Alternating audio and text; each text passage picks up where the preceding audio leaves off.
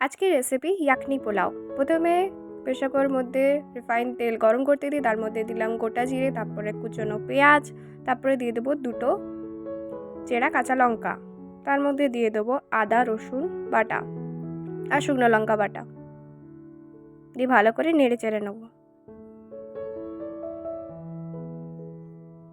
এর মধ্যে দিয়ে দেবো চিকেন,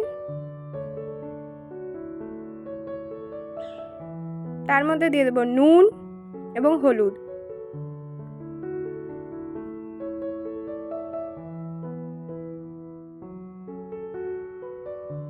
সামান্য পরিমাণের গোলমরিচ গুঁড়ো,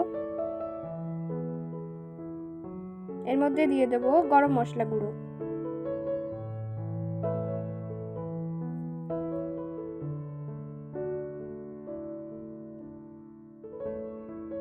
এর মধ্যে জল দিয়ে দেবো এবং প্রেসার কুকারে ঢাকনা লাগিয়ে 2টো সিটি দিয়ে দেবো।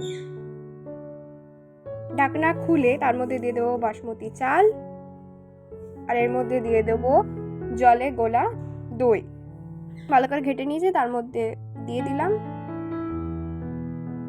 ভালো করে নেড়ে নিলাম, দিয়ে এবার প্রেসার কুকার ঢাকনা বন্ধ করে দেবো। এবার রেডি হয়ে যাবে আমাদের ইয়াকনি পোলাও।